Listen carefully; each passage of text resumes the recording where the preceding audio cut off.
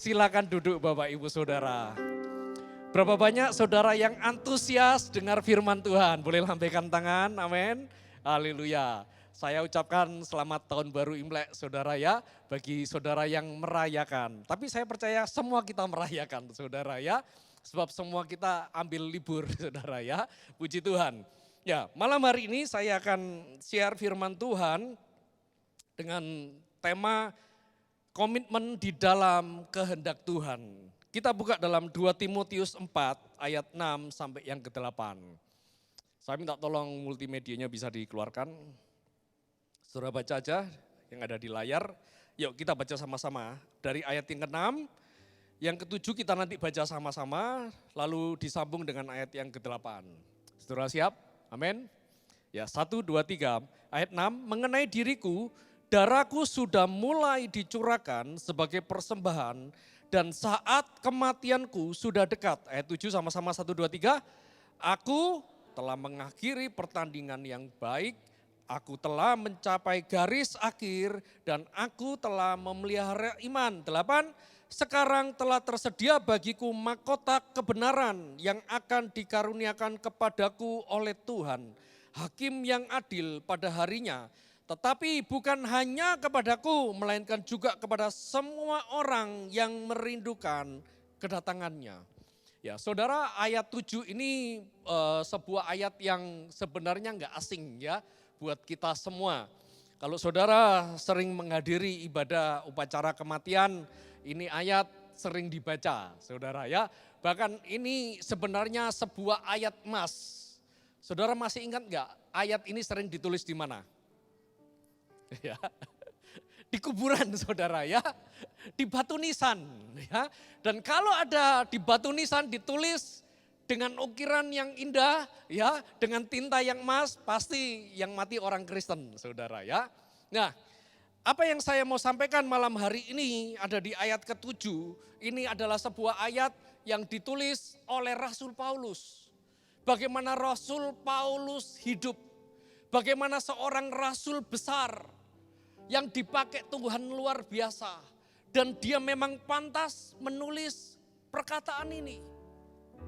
Bagaimana sebelum dia menjadi seorang rasul, dia adalah seorang pengajar besar, orang yang ditakuti oleh kalangan Yahudi saudara. Tapi waktu dia ketemu Tuhan, dia menyerahkan seluruh hidupnya. Dia memberikan nyawanya, dia menyerahkan bahkan darahnya untuk sebuah kehendak Tuhan, panggilan Tuhan dalam hidupnya. Makanya waktu ini ditulis oleh Paulus, kita semua setuju bahwa ini memang pantas buat seorang yang namanya Paulus. Ya. Tapi berapa banyak seringkali kita waktu baca ayat 7, di ayat 7 ini, kita merasa bahwa oh itu aku. Itu untuk semua orang kalangan Kristen. Belum tentu kalau saya bilang. Sebab gak semua orang memang pantas. Ya, nanti kita dengar firman, kita nilai dalam hidup kita sendiri. Ya, bahwa kita setuju gini, bukan terukirnya dengan bagus, bukan ditulisnya dengan tinta emas yang menentukan kita ini pantas menerima mahkota atau enggak, saudara. Betul ya? Tapi bagaimana kita ini hidup berkenan kepada Tuhan. Kalau dikatakan, Paulus katakan, aku telah mencapai sebuah garis akhir. Nah, hari ini saya mau bicara tentang apa itu garis akhir. Next. Kalau saudara ingat dalam sebuah pertandingan, ya pertandingan lari, ada sebuah yang namanya garis finish. Garis akhir. Ya, itu adalah sebuah garis yang dikatakan garis penentuan. Yang akan menentukan seseorang ini pantas atau enggak pantas menerima mahkota. Pantas atau tidak pantas menerima yang namanya kehormatan, saudara. Ya, sebuah garis yang hari itu cuman dikejar oleh seorang pelari. Dia harus fokus kepada garis ini. Sebab kalau enggak, yang terjadi dia akan meleset. Sekalipun dia lari cepat, tapi kalau dia enggak fokus, tiba-tiba dia sudah ada di garis yang lain. Tiba-tiba dia bisa salah garis. Lah, hidup kita ini juga sama, saudara. Perjalanan kita dalam kekristenan kita, Rasul Paulus sedang bicara kepada Timotius hari itu. Dia sebenarnya sudah mau selesai hidupnya dan mengakhiri di ujung hidupnya. Dia bilang gini kepada Timotius, Timotius, percayalah bahwa ternyata dalam hidup kita ini ada sebuah garis yang perlu kita kejar. Sebuah garis yang perlu kita capai di sini. Jangan salah arah. Bahkan dia katakan garis inilah yang menentukan kehidupan kita. Di garis inilah ada yang namanya pemisahan hidup, saudara. Apa yang dipisahkan dari garis ini? Yang dipisahkan adalah orang-orang yang pantas menerima mahkota. Orang-orang yang pantas menerima penghargaan. Tapi di satu sisi ini juga adalah sebuah pemisahan. Di mana adalah orang-orang yang tidak pantas menerima mahkota. Atau yang disebut sebagai orang-orang yang kalah, saudara. Ya, next. Tuhan Yesus bahkan berkali-kali dia mengajarkan dalam banyak perumpamaan. Pada hari terakhir nanti Tuhan akan memisahkan yang namanya gandum dan ilalang. Gandum dan ilalang itu kadang-kadang tumbuh bersama, kata Tuhan Yesus. Ini bicara tentang apa? Bicara tentang gereja Tuhan, saudara. Bicara tentang saudara dan saya. Gandum dan ilalang ini dibiarkan bertumbuh. Tapi nanti kata Tuhan Yesus, tunggu sampai waktu panen.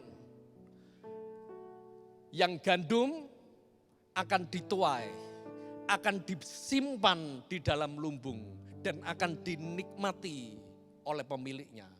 Tapi sementara yang ilalang juga akan dicabut, saudara.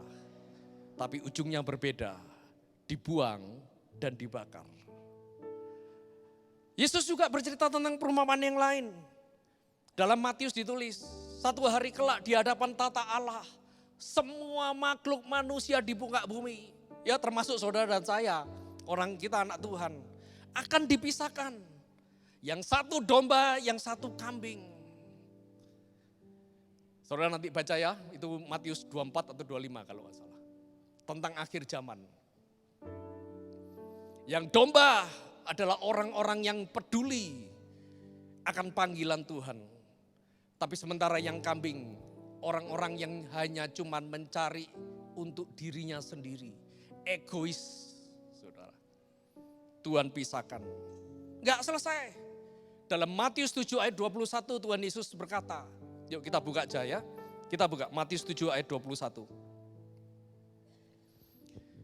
Ya di layar sudah baca. Bukan setiap orang yang berseru kepadaku Tuhan, Tuhan akan masuk ke dalam kerajaan surga.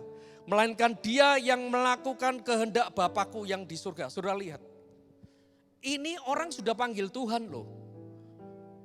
Artinya kan sama-sama kita. Betul ya?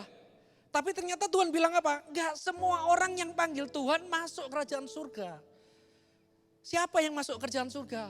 Yesus berkata dengan jelas, yang melakukan kehendak Bapakku di surga. Loh banyak orang Kristen, jujur aja. Saya pernah ada di dalam sebuah titik di mana saya cari Tuhan, bukan untuk kehendak Bapa. Untuk kehendak saya, untuk keinginan saya, untuk kepentingan saya, saudara. Dua-dua pada hari terakhir banyak orang berseru kepadaku, Tuhan, Tuhan, bukankah kami bernubuat demi namamu dan mengusir setan demi namamu dan mengadakan banyak mujizat demi namamu juga. Pada waktu itulah aku berterus terang kepada mereka dan berkata, aku tidak pernah mengenal kamu, enyalah daripadaku kamu sekalian pembuat kejahatan. Loh ini ayat ngeri loh sebenarnya saudara. Orang yang panggil Tuhan gak jaminan masuk kerajaan surga. Bahkan firman Tuhan katakan, bahkan orang yang sudah melayani pun, yang mengusir setan, yang bernubuat, bahkan yang sudah buat mujizat demi nama Tuhan loh.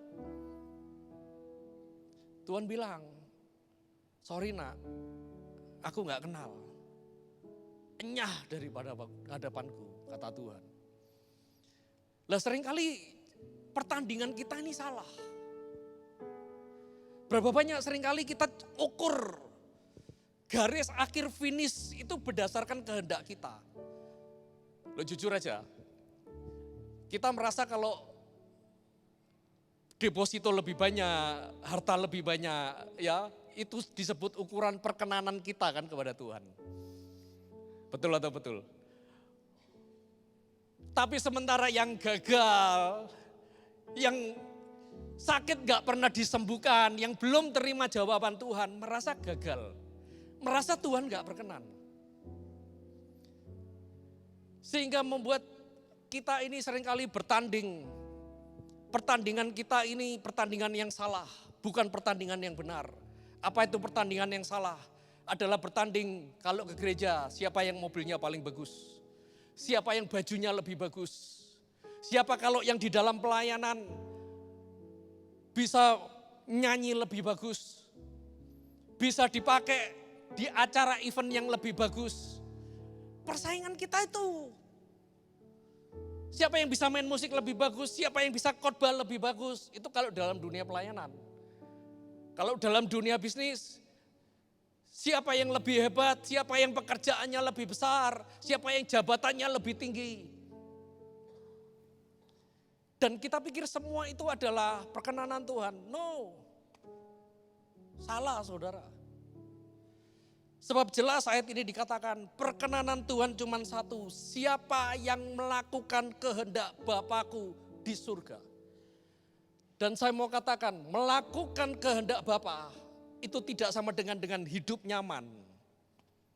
Melakukan kehendak Bapa bukan berarti hidup kita mulus. Melakukan kehendak Bapa bukan berarti kita bisa hidup enak. Bukan. Oh kalau kita doa Tuhan pasti jawab. Dan kita pikir itu adalah kita sudah melakukan kehendak Bapa. Bukan. Saya teringat satu hari waktu Tuhan Yesus dicobai. Setelah dia berpuasa 30 hari. Gak makan, gak minum. Oh itu puasa berat loh saudara. Saya pernah coba 3 hari 3 malam saudara ya. Masih minum. Itu badan menggigil, tulang sakit semua saudara. Kayak orang dehidrasi, padahal malamnya minum. Dan Yesus berpuasa di mana? Di padang gurun. Kita masih enak ya, kita kepanasan masuk kamar, kita tidur di kasur. Yesus di padang gurun 30 hari saudara. Dan tiba-tiba iblis datang mencobai. Apa yang bilang iblis katakan? Iblis gak ngajari dosa lu. Enggak lu. Iblis gak ngajari berzina, gak ngajari Yesus jahat. Iblis cuma bilang gini, kamu kan lapar.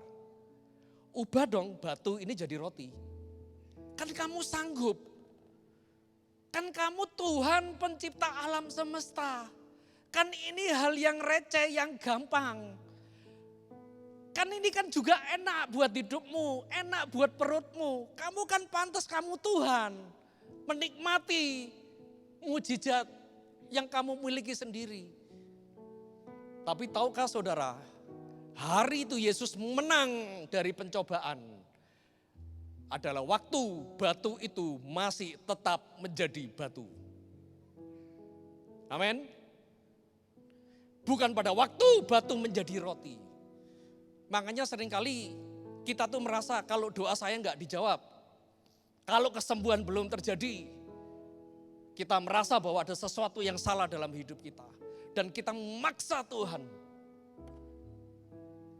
Berkati Tuhan. Penuhi Tuhan. Dan jujur, seringkali waktu kita menerima berkat Tuhan, justru membuat kita ini jauh daripada Tuhan. Ya.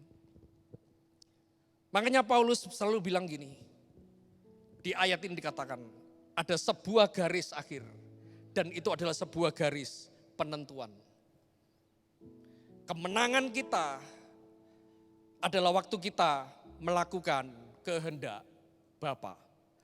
Ya. Pastikan hari ini kita ini menjadi orang-orang yang ada di dalam kehendak Bapa, saudara. Next. Yang menjadi pertanyaan begini. Bagaimana kita bisa melakukan kehendak Bapa? Bagaimana kita bisa melayani Tuhan? Saya mau katakan kita semua bisa melakukan pekerjaan Tuhan dalam hidup kita. Kalau saudara punya panggilan sebagai hamba Tuhan, jadilah hamba Tuhan sebagai full timer. Berikan hidupmu karena itu memang panggilan. Kalau saudara punya talenta, layani dengan talenta saudara. Apapun. Ada yang diberkati, punya talenta berdoa, mendoakan. Ya, sekalipun doanya sederhana, tapi suka mendoakan. Doakan orang-orang sakit. Doakan teman-teman kita yang sedang butuh pertolongan. Ada orang yang punya talenta dalam keuangan, bisnis saudara. Ya. Kerjakan talenta saudara. Firman Tuhan bilang apa? Muliakan Tuhan dengan hartamu. Kerjakan apa yang saudara bisa. Ada yang bisa ngajar, ngajar. Ada yang bisa menggembalakan, gembalakan. Bukankah semua yang baik itu datangnya dari Tuhan? Semua talenta yang Tuhan beri. Bukankah semuanya bukan untuk kepentingan diri kita? Tapi untuk apa? Melakukan kehendak Bapa, saudara. Saya ini punya seorang teman, saudara ya. Ini teman kuliah dulu. Setelah kami berpisah lama, tiba-tiba saya ini dengar ya karena kami connect lagi melalui Facebook, saudara ya. Dan saya melihat dia punya pelayanan yang luar biasa. Dia ada dalam sebuah gereja dan saya lihat Facebooknya dia, saya lihat YouTube-nya dia punya pelayanan yang menurut saya itu luar biasa.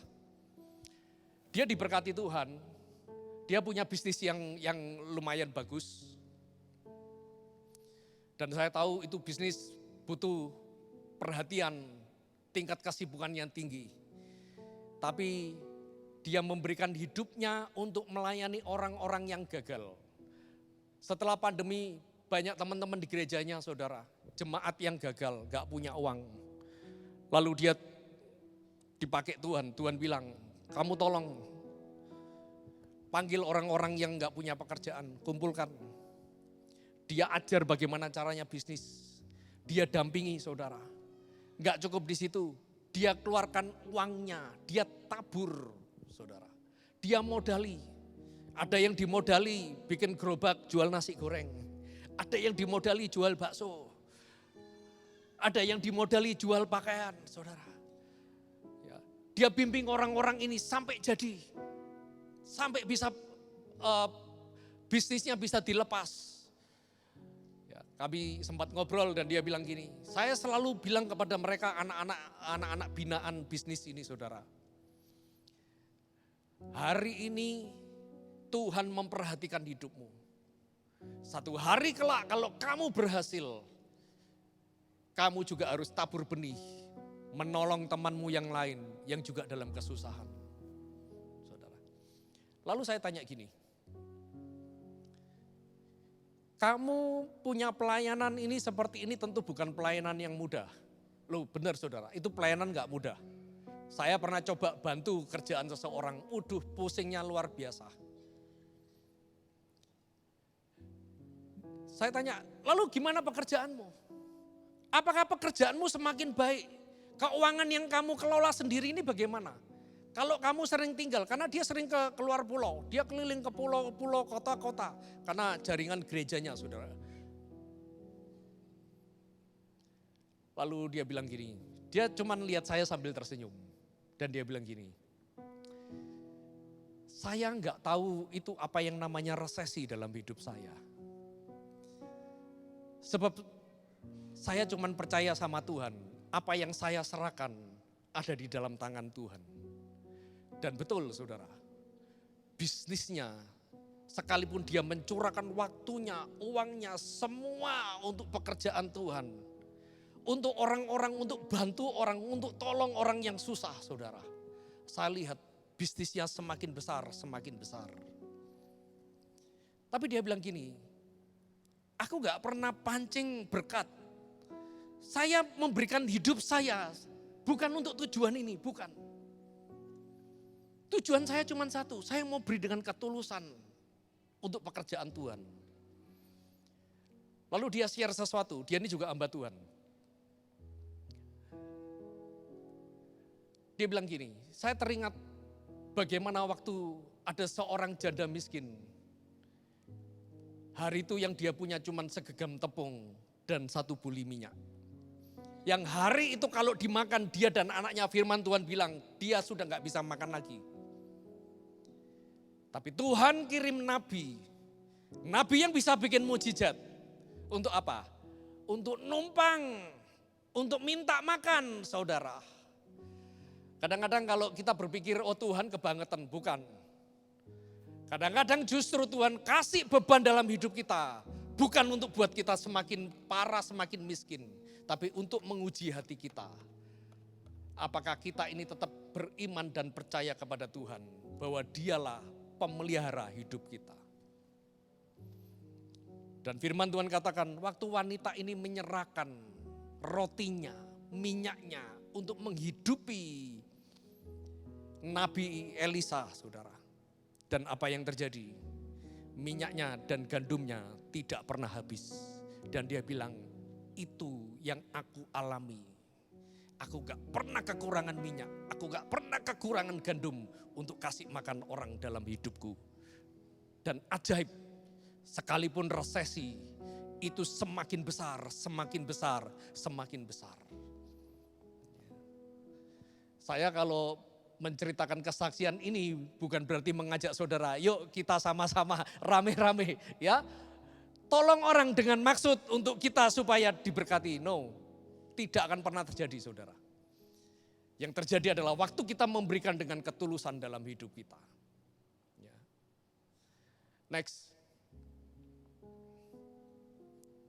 Ada seorang yang bernama Simson. Ya kita tahu siapa Simson. Orang yang kuat luar biasa saudara. Simson ini bagi saya adalah orang yang menerima porsi ganda. Double portion dalam hidupnya. Gak banyak orang dipilih Tuhan seperti Simson. Dia terima anugerah, terima kebaikan Tuhan yang luar biasa. Sejak kecil lahir procot saudara, dia sudah diurapi di dalam kandungan. Menjadi seorang hakim, menjadi seorang pemimpin. Yang kedua, Tuhan urapi dia dengan kuasa. Itu mesin perang built-in di dalam hidupnya saudara. Makanya sejarah mencatat ini orang yang paling kuat yang pernah hidup di muka bumi. Dia bunuh serigala dengan tangan kosong, cuman dengan rahang keledai saudara. Dia bunuh 1000 pasukan saudara, 1:1000. Saudara kalau ahli matematika, saudara boleh hitung probabilitas dia selamat cuman berapa? 0,001% saudara. Tapi dia habisi itu 1000 pasukan. 1 orang dan dia menang. Ya.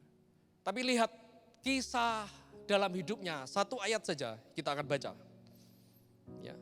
Hakim-Hakim 16 ayat 30 dikatakan demikian.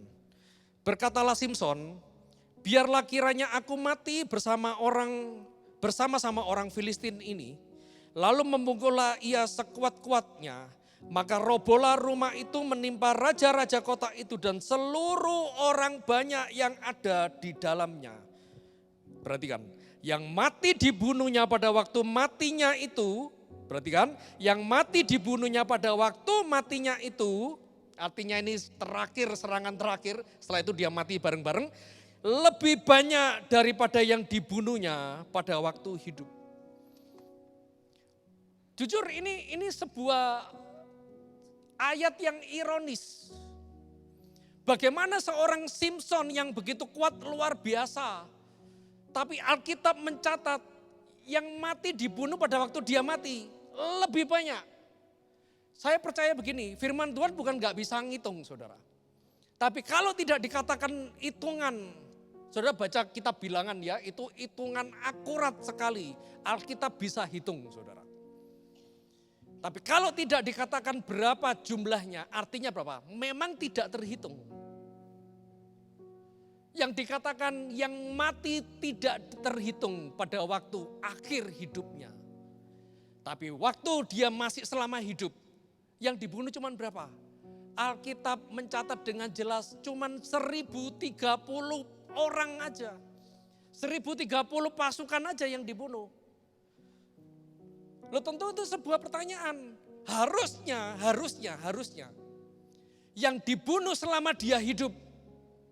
Beberapa tahun bahkan mungkin berpuluh tahun. Harusnya lebih banyak. Setuju saudara ya? Harusnya lebih banyak. Tapi kenapa yang dibunuh cuma 1030? Ternyata ini. Bahwa Simson tidak mengakhiri, tidak dalam sebuah pertandingan yang baik. Dia cuman ada dalam sebuah permainan untuk hidupnya sendiri. Dia punya kekuatan, dia punya pengurapan yang luar biasa. Tapi tidak pernah ditulis untuk membela umat Tuhan. Enggak pernah. Dia bunuh 1030 pasukan demi apa coba saudara? Demi kesenangannya kan. Demi dia mau kejar Delilah kan. Demi nafsunya kan. Tidak pernah loh ditulis Simson membela umat Tuhan dan membunuh sekian pasukan. Tidak pernah. Padahal dia menerima kekuatan yang besar. Dia menerima yang namanya anugerah yang besar dalam hidupnya. Tapi dia tidak pernah masuk di dalam sebuah dan bahkan menyelesaikan sebuah pertandingan dalam hidupnya. Dia cuma main-main dalam hidupnya. Makanya firman Tuhan tulis gini, yang dibunuh pada waktu matinya lebih besar. Sangat ironis saudara.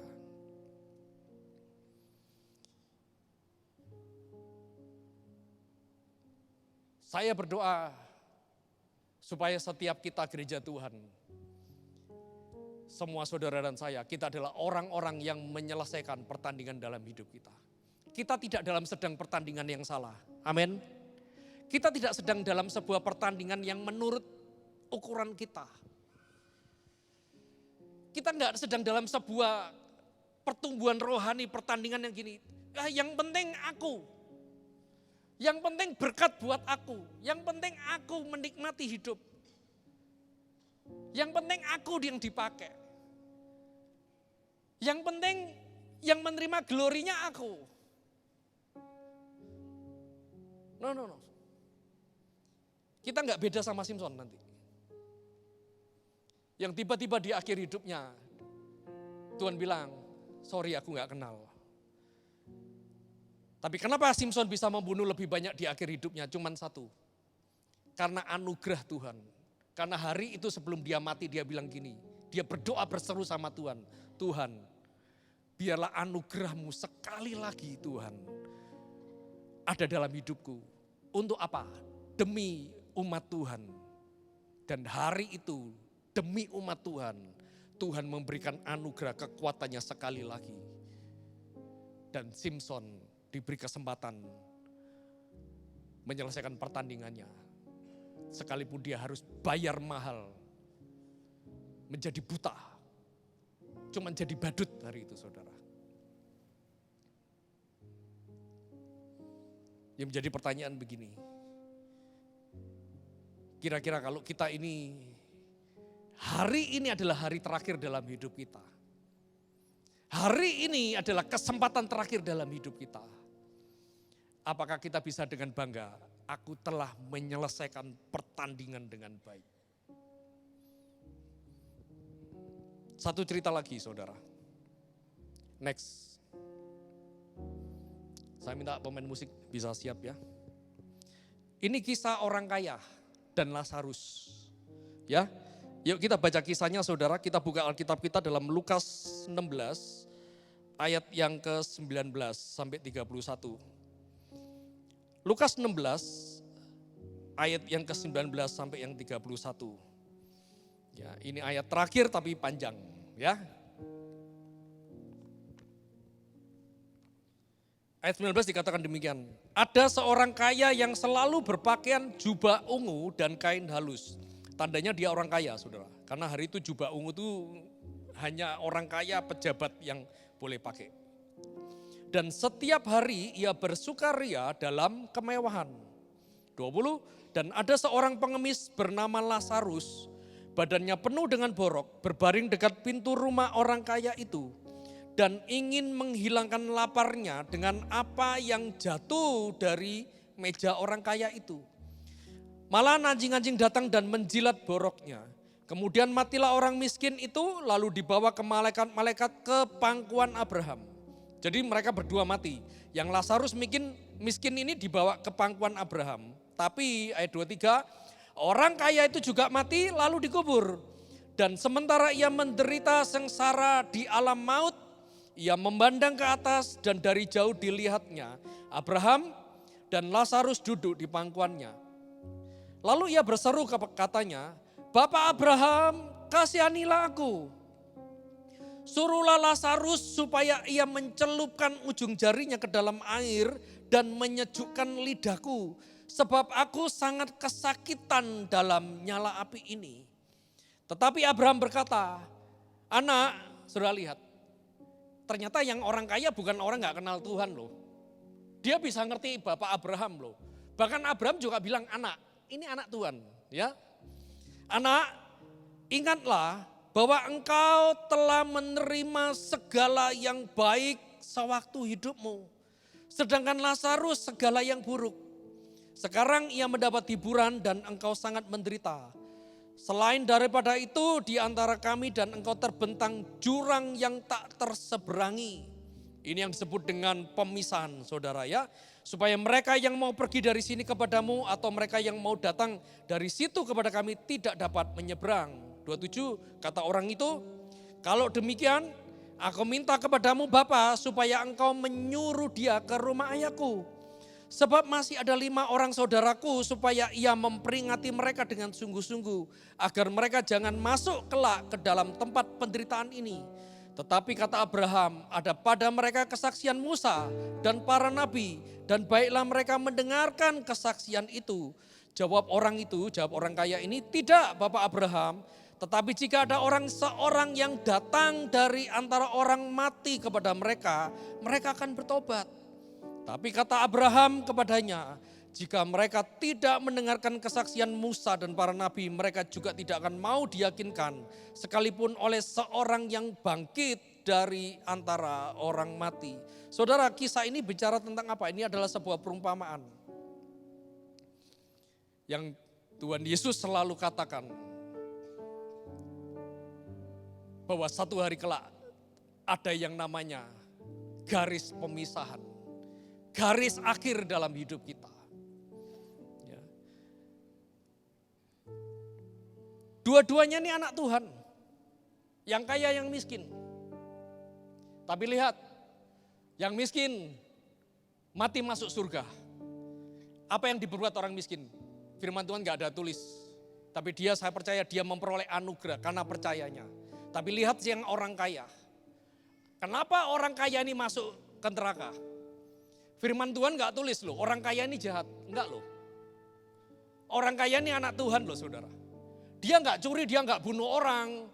Dia gak ngolok-ngolok orang. Dia bahkan gak ngusir itu Lazarus yang miskin di depan pintu rumahnya. Dia gak usir.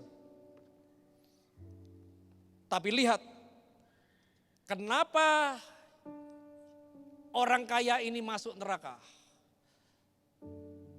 Satu hal simpel. Karena dia tidak hidup dalam kehendak Bapa. Dia tahu di depan rumahnya ada orang miskin. Dia tahu ada Lazarus di situ. Yang hari itu Lazarus gak minta apapun kok. Lazarus kelaparan. Dia cuma tunggu roti jatuh. Tapi orang kaya ini dia gak peduli. Dia gak peduli dengan orang miskin. Dia gak peduli dengan orang kelaparan. Yang penting aku menikmati berkat Tuhan. Loh bahkan Tuhan kan bilang, kamu seumur hidupmu menerima semua kebaikan. Gini loh saudara, saudara diberkati itu gak salah. Saudara punya uang deposito, saudara bisa makan beli baju bagus. Bisa ganti mobil setiap bulan, tidak dosa. Tapi inilah adalah sebuah dosa yang besar di hadapan Tuhan. Kalau kita tahu cara berbuat baik, tapi kita tidak melakukannya. Halo? Buka Yakobus 4 ayat 17 saudara. Kalau saudara gak percaya ini ada ayatnya. Jangan saudara pikir, oh saya yang penting saya nggak bunuh orang kok Pak. Saya nggak olah-olah orang kok Pak. Saya nggak dosa kok. Belum tentu. Buktinya saya kaya Pak, semakin lama semakin kaya sejak saya kenal Tuhan. Artinya saya berkenan, belum tentu. Baca sama saudara. 1, 2, 3. Jadi jika seorang tahu bagaimana ia harus berbuat baik, tetapi ia saudara tidak melakukannya, ia berdosa. Orang kaya ini, dia tahu bagaimana cara berbuat baik. Padahal banyak makanan di mejanya. Bukankah hari itu dia bisa ambil sedikit makanan dan dia berikan kepada Lazarus? Toh apa yang dia bagi tidak membuat dia kekurangan apapun yang baik. Tidak mengurangi jatah laparnya dia. Tidak mengurangi jatah hidupnya dia. Tapi apa yang terjadi? Dia enggak peduli dengan hati Tuhan. Berapa banyak seringkali kita sama saudara. Gereja mau misi kemana kita enggak peduli. Gereja mau melakukan penginjilan kita enggak peduli. Terserah, itu bukan urusan saya. Gereja ngajak ayo besuk, ayo doakan orang. Ayo nginjil. Kita enggak peduli. Yang penting ini loh, usahaku, pekerjaanku, bisnisku, kenyamananku. Aku sudah dikasih Tuhan berkat yang luar biasa. Aku perlu menikmati. Lo sama kan dengan orang kaya kan tadi? Dia nikmati loh. Pakai baju bagus, baju ungu. Yang hari itu dia menikmati. Dan tanda kutip menikmati berkat Tuhan. Dan tiba-tiba di akhir hidupnya dia enggak sadar. Dia masuk neraka saudara. Dan apa yang terjadi waktu di neraka? Tiba-tiba dia sadar. Dia bilang gini, Tuhan kirim orang Tuhan ke dunia. Kirim orang ke dunia untuk diperingati. Karena masih ada ayahku, ada saudara-saudaraku. Jangan sampai mereka ini punya nasib kayak aku. Hidup egois. Hidup untuk kesenangan diri sendiri. Hidup gak peduli sama orang, kirim Tuhan. Lazarus kirim Tuhan. Tapi apa kata Tuhan? Abraham bilang sudah gak bisa. Ada bagian sendiri, ada orang-orang yang memperingatkan. Seperti kita hari ini dengar firman saudara. Ya, yang bicara ini bukan orang pernah mati, saya belum pernah mati. Saya juga bukan dari alam kubur. Ya. Saudara, tapi kita dengar ini firman. Bahkan kedua kali ini orang kaya bilang, Tuhan kirim. Mungkin dia bermaksud gini, beri aku kesempatan sekali lagi Tuhan. Turun ke dunia untuk memberitakan Injil, untuk peduli dengan jiwa. Tahukah saudara? Orang itu ya kalau ada dalam alam kematian, percayalah, tiba-tiba dia ingat akan pekerjaan Tuhan. Tiba-tiba dia bisa peduli loh dengan Tuhan. Dengan jiwa-jiwa, dengan bagaimana harus berbuat baik. Berkali-kali saya ini besuk orang-orang yang sudah kritis. Saya pernah besuk orang kaya raya saudara. Punya villa besar di Semarang. Saya waktu itu diajak besuk Pak Budiono zaman masih hidup. Dia begitu kesakitan saudara. Tidur gak bisa, cuman duduk sambil nahan sakit. Itu obat jutaan, puluhan juta setiap hari disuntik saudara. Mau hidup gak bisa, mau mati gak bisa. Ya, mau tidur gak bisa, kesakitan. Apapun yang dia lakukan, dia cuman tahan sakit berminggu-minggu, berbulan-bulan. Kerjaannya cuman itu, tinggal tunggu mati. Kami datang, kami doakan. Dia bilang gini, Pak Pendeta, kalau besok saya sudah sembuh, saya akan serahkan harta saya untuk pekerjaan Tuhan. Harusnya harta saya enggak habis untuk beli obat. Harusnya harta saya ini tidak saya habiskan untuk dari satu dokter ke dokter yang lain. Harusnya ini bisa untuk tolong orang sakit. Loh, kami hamba Tuhan, kami cuma mendoakan saudara. Kami seneng kan gitu, oh ya hartamu perlu untuk pekerjaan Tuhan. Tapi tahukah saudara, dia enggak punya kesempatan itu saudara. Orang kaya ini sama. Dia bilang Tuhan kirim. kasih aku kesempatan. Bahkan aku mungkin lahir seperti Lazarus kembali. Gak apa-apa. Yang penting aku hidup menyelesaikan pertandinganku. Aku melakukan kehendak-Mu di muka bumi, kasih kesempatan. Dan tahukah saudara, orang kaya ini tidak punya kesempatan untuk dia mengulangi hidupnya. Untuk dia mengulang kembali pertandingannya. Dan saya mau katakan malam hari ini dengan kasih Tuhan. Saudara dan saya, kita masih punya kesempatan saudara untuk berbuat baik. Amin saudara. Saudara dan saya, kita masih punya kesempatan menyelesaikan pertandingan kita di atas muka bumi. Untuk apa? Enggak cuek dengan orang yang butuh. Untuk enggak cuek dengan orang yang susah. Untuk membangun kerajaan surga. Kehendak Tuhan dalam hidup saudara dan saya. Mungkin saudara bilang, saya enggak bisa khotbah. Saudara bisa berdoa. Doakan untuk bangsa saudara. Doakan untuk hamba-hamba Tuhan. Saya enggak bisa ikut pelayanan Pak. Tapi saya harus kelola pekerjaan. Ya dengan hartamu saudara bisa utus uangmu. Untuk menginjil. Amin saudara. Saya cuma bisa senyum Pak. Enggak apa-apa, daftar ke Pak Uri, Pak Agus. Jadi asyir saudara. Dengan senyumanmu orang akan berubah saudara. Orang akan semangat cari Tuhan. Kemarin aku disenyumi loh sama asyirnya gereja Betani yang sore itu. Wih senyumnya itu merubah hidup saya. Ya. Lakukan saudara. Amin saudara. Ya kita gak bertanding dengan hal-hal yang duniawi. Kalau saudara sudah menerima kebaikan Tuhan, kita sudah menerima banyak kebaikan Tuhan. Harusnya kita tahu bagaimana kita menabur kebaikan, berbuat baik.